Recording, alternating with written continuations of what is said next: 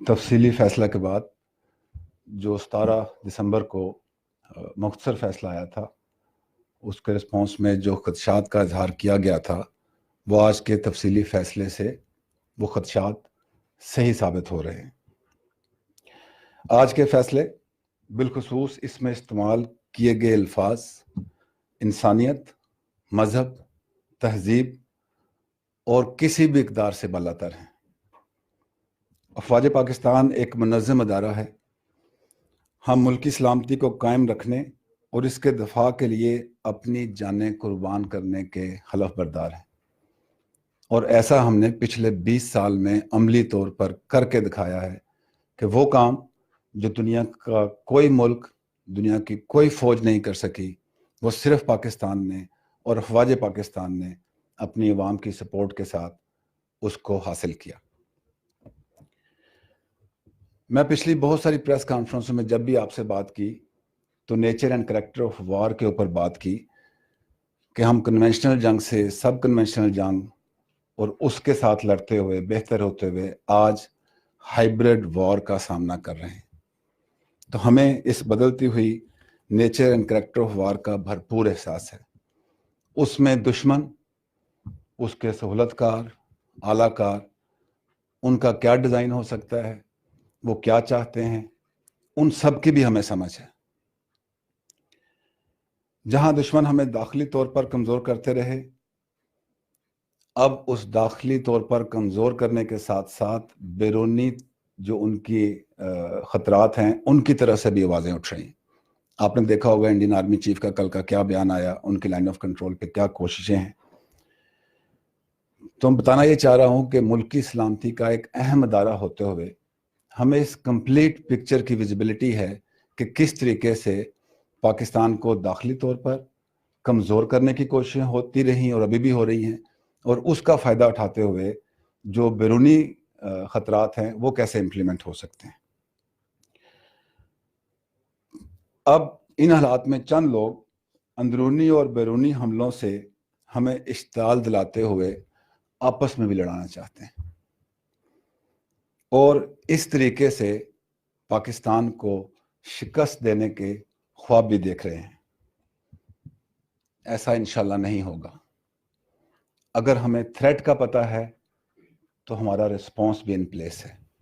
अगर हम बैरूनी हमलों का मुकाबला कर सके, अंदरूनी जो दहशतगर्दी थी उसका मुकाबला कर सके, तो इंशाल्लाह जो मौजूदा डिज़ाइन मुल्क दुश्मन कुव्वतों का चल रहा है उसको भी समझते हुए उसका मुकाबला करेंगे।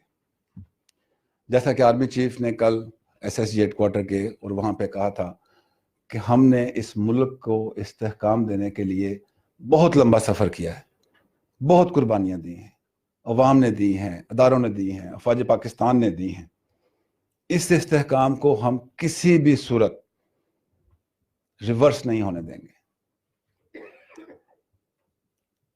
हम अपने कदम, जो बढ़ते हुए कदम हैं, इनको पीछे नहीं हटाएंगे और अंदरूनी और बैरूनी दुश्मनों को इंशाअल्लाह नाकाम करेंगे। अफ़वाज पाकिस्तान सिर्फ एक अदारा नहीं है, ये एक ख़ानदान है। हम अवाम की अफवाज हैं और जज्बा ईमानी के बाद अवाम की हमायत से मजबूत हैं। हम मुल्क का दफा भी जानते हैं और अदारे की इज्जत और वकार का दफा भी बहुत अच्छी तरह जानते हैं। लेकिन हमारे लिए मुल्क पहले है, अदारा बाद में है। आज अगर मुल्क को अदारे की कुर्बानियों की, अदारे की परफॉर्मेंस की और हमारी यकजहती की ज़रूरत है, तो हम दुश्मन के डिज़ाइन में आके उन चीज़ों को ख़राब नहीं होने देंगे, और इंशाअल्लाह हम मुल्क का भी, उसकी इज्जत का भी, उसके वकार का भी और अदारे की इज्जत और वकार का भी भरपूर दिफा करेंगे। आपसे कुछ देर पहले आर्मी चीफ की वज़ीर आज़म पाकिस्तान से तफसीली बातचीत हुई। इस फैसले के आने के बाद अफ़वाज पाकिस्तान के क्या जज्बात हैं, और मैं मीडिया देख रहा था, एनालिसिस देख रहा था, उससे रिफ्लेक्शन मिल रही है कि जो मुहिब्बे वतन पाकिस्तानी हैं, जो समझते हैं कि पाकिस्तान किन ख़तरात से दो चार है, उनके जज्बात को भी देखते हुए हमें इसको आगे लेके कैसे चलना है, ये आर्मी चीफ और वज़ीर-ए-आज़म पाकिस्तान की बड़ी तफसील से बात हुई है। फ़ौज और हुकूमत पिछले चंद सालों से मिलकर मुल्क को उस तरफ ले जाना चाहती है जहां हर किस्म के खतरात नाकाम हो जाएं और मुल्क उस तरफ जाए जहां हम जाना चाहते हैं, और इंशाल्लाह वहां हम जाएंगे। जो आर्मी चीफ और वज़ीर-ए-आज़म की आपस में बातचीत हुई उसमें क्या फ़ैसले हुए, इससे आपको हुकूमत थोड़े अरसे में आगाह करेगी। मेरी अवाम से दरख्वास्त है कि वो अफवाज पाकिस्तान पर अपना इत्मीद रखें। हम मुल्क में किसी सूरत इंतशार को फैलने नहीं देंगे, लेकिन ऐसा करते हुए अपने इदारे की इज़्ज़त और वक़ार को मुल्क की इज़्ज़त और वक़ार के साथ कायम रखेंगे, और इंशाल्लाह जितने भी दुश्मन हैं, ख्वाह वो अंदरूनी हैं, बैरूनी हैं, उनके आलाकार हैं, सुलतकार हैं, उनको हम इंशाल्लाह भरपूर जवाब देंगे। Thank you very much.